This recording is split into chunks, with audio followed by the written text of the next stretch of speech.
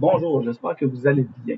Dans la vidéo ici, je vais vous montrer comment créer un HeroGrid, à quoi ça sert et comment ça fonctionne.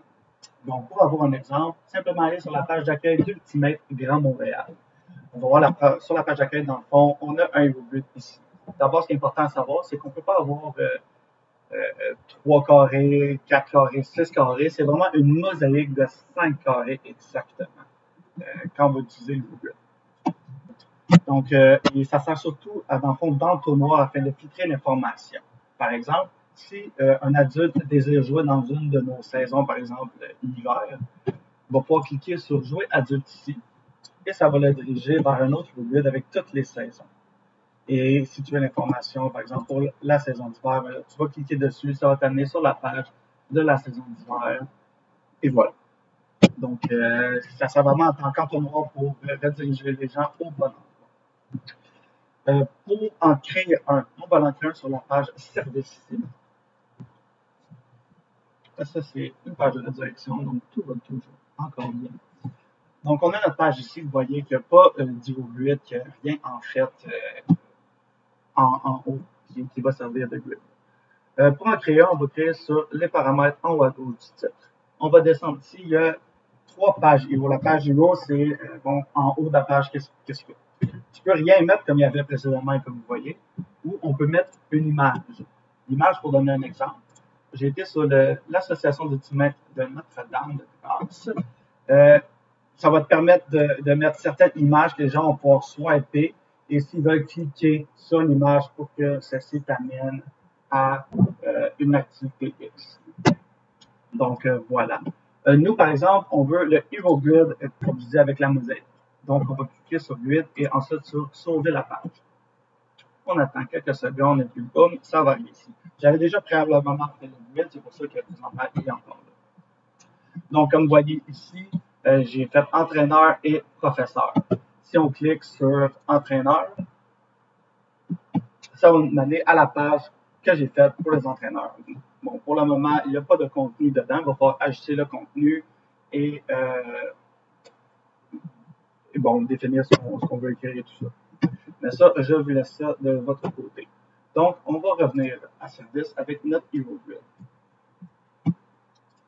Pour, dans le fond, rajouter une page. En fait, qu'est-ce qui est vraiment important de savoir HeroGrid, c'est que, comme j'ai dit tantôt, c'est un outil de redirection.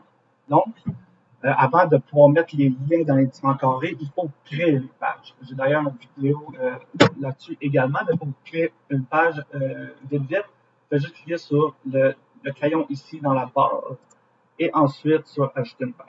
Donc, c'est assez simple. Présentement, les pages que j'ai ajoutées ici, j'ai celle-là, entraîneur, j'ai professeur. C'est les 2 pages que j'ai présentement. J'ai créé une 3e page qu'on va ajouter dans ce cas-ci. Comment ajouter? On clique sur le crayon dans Éditer. Et dans le fond, bon, la première chose à déterminer, c'est le type de bouton. Donc, quand je vais cliquer sur le carré, vers où ça m'amène? Est-ce que ça m'amène vers un article, une page ou une activité? C'est important de bien définir parce que si, par exemple, je veux que ça me mène vers une activité, mais que je sélectionne page, ben, ça ne fonctionnera pas dans l'outil de recherche et je ne peux pas trouver ce que je veux. Donc, nous, on recherche une page et c'est une page que j'ai appelée outils. Donc, boum, on sélectionne une page qui est dans le fond un outil de recherche. J'ai la page outils ici.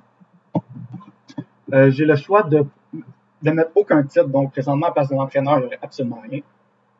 Mais pour ça, il faut que je clique sur No Title. Si je veux utiliser un title, je peux soit laisser le rectangle vide ici et ça va simplement être le nom de la page. Par exemple, dans ce cas-ci, ça va être outils ou je peux écrire un titre que je désire. Par exemple, dans ce cas-ci, on va écrire Sacha. Donc, boum, c'est Sacha qui va apparaître ici, mais ça va quand même mener vers la page outils. Donc, voilà pour ça. Ici, quelque chose de quand même assez tricky, mais qui est intéressant, c'est de comment ajouter la photo en arrière. Donc, si, par exemple, on va actualiser parce qu'il y a un petit problème qui n'est plus la page d'achat. Voilà, elle est revenue. Bon, on va aller mettre une photo dans la page d'achat. Donc, il va falloir aller sur la page. Directement, on clique sur le lien. Quand tu es sur le lien, encore une fois, ça te donne pas à mettre en haut à gauche. On va descendre. En passant, si je pourrais refaire un grid avec 5 carrés sur la page outils, je peux refaire ça indéfiniment. Donc, gênez-vous pas si vous pensez que c'est pertinent à votre association. Donc, on revient à la page à la photo. Désolé, donc pour mettre la photo, on va aller dans Partage et recherches. Puis dans Sélectionner une image. On va choisir un fichier. On va prendre une image X que j'ai, par exemple celle-ci. On va ouvrir. Sauvegarder la page. Et après, on va retourner, voir dans notre Hero Grid ce qui se passe. Et voilà, il va y avoir une image derrière Sacha. Donc, c'est quand même assez simple.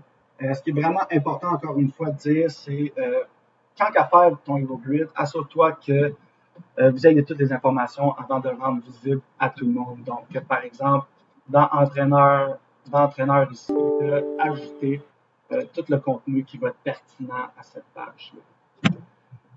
Donc voilà, en fin de vidéo, vous devriez être en mesure de faire votre Hero Grid, de mettre les photos derrière et de faire en sorte que le tout soit très clair.